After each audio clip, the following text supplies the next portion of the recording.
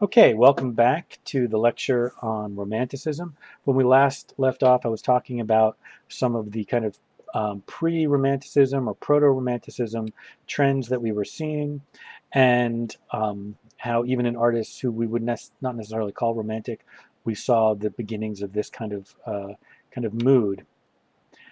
Now, an artist who definitely was a romantic artist and for many people is kind of like the proto-romantic artist and the archetypal romantic artist would be Friedrich, Caspar David Friedrich, a German painter, and in his life and in his preoccupations, we see kind of like the embodiment of many of these romantic ideals. So most notably, in a lot of his paintings, the artist is kind of represented as as this sole figure in a giant landscape as a wanderer.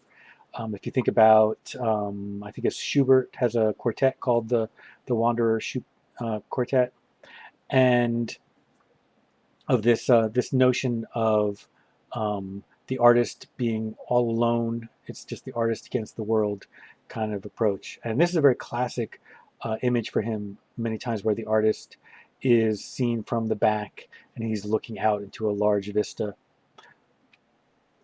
This is probably his most famous painting, and in some ways is actually um, the least romantic in that you at first it just seems like a very kind of just um, objective, careful observation of just stuff. It seems very kind of matter of fact, but it's only when you see just the hint of the boat that's being crushed here by the ice that you realize no, it is um, a classic romantic image, and that it is an image of a catastrophe. And of course, like I said, the Romantics loved shipwrecks.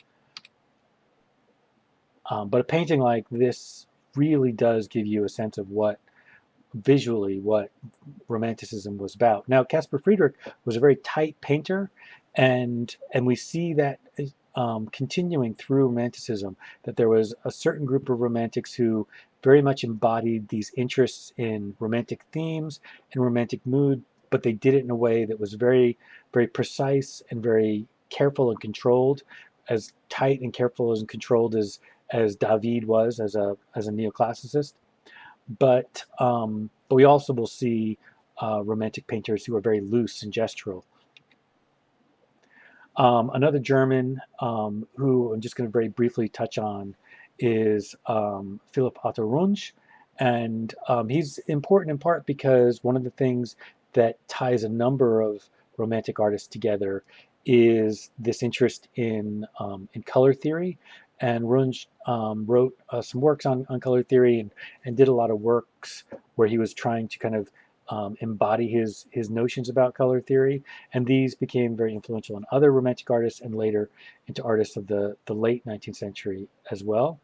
Um, and I'm also, while I'm talking about him, I also want to talk about Nazarenes, a group that Runge was kind of loosely associated with.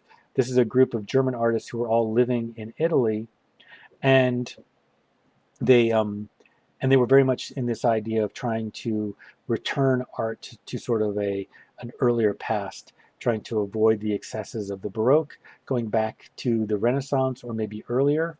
And we will see that this kind of notion of a small select group of artists kind of choosing to um, make decisions that are like opposite from society and the direction society is going in, and kind of choosing to go backwards in time is will come up again when we talk about the pre-Raphaelites. So here's a romantic artist who, like Runge, is very much was obsessed with color theory and the optical effects of color, but unlike Runge and unlike Friedrich, was a very loose and expressive and gestural painter. And Turner's paintings are many times landscape paintings, but also paintings of events, like frequently, like such as this, the burning of the House Commons, these kind of catastrophic, once again, extremely romantic themed type events.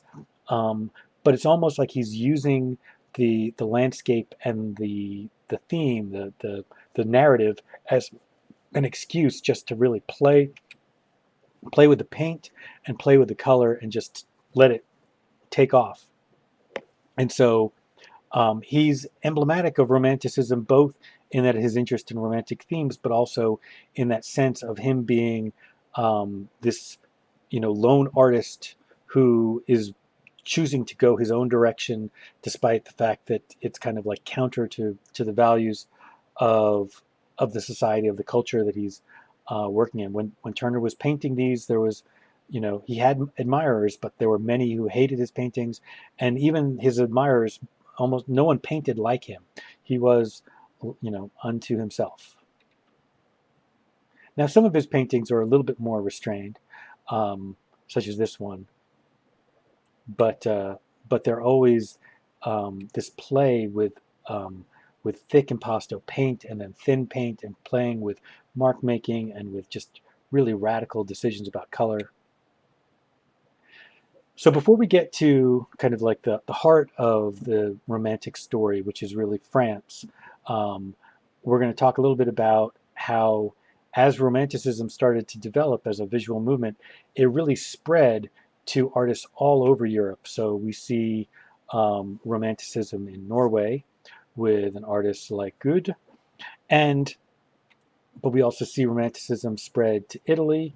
And in Italy, it was much more a restrained version of Romanticism, kind of like it was a kind of a hybrid between neoclassical ideals and romantic ideals, but the themes and the mood was definitely on the romantic side. There was part of the romantic period or romantic movement was this idea of an interest in the medievalists, interest in, I think it was called troubadour, was um, the the kind of the theme that people were obsessed with. So these very kind of um, romantic stories set in kind of medieval times. But we need to get to France. So the story of Romanticism in France is really the story of two main artists. One artist who, like Turner, was very much a loose, expressive painter who very much represented Romanticism in his own personal life, as well as in his paintings. He was a libertine in many ways. Tried to live a free life, in almost as intensely free as possible. Ooh, just dropped my mic.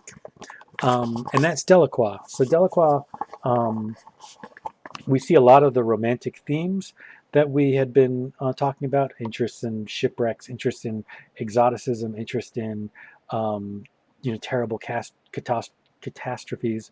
But we also see just this love of painting, of loose gestural painting, a kind of a continuation of some of those trends that we saw in the Baroque, and in fact going all the way back to Titian. But and um, Delacroix could paint more kind of traditional paintings that were a little bit more restrained and more um, for the majority audience of the marketplace of his time. But he was often much happier painting the more kind of extreme or the more exotic themes. Now, Delacroix's main rival was an artist by the name of Ang. Oop, that's my 1 minute mark. 1 minute mark.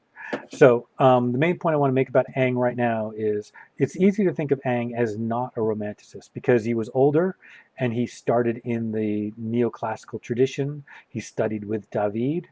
But I think it's more important to think of Ang and his neoclassicism as a part of the Romantic period. And I will explain what I mean by that when I get back to you for the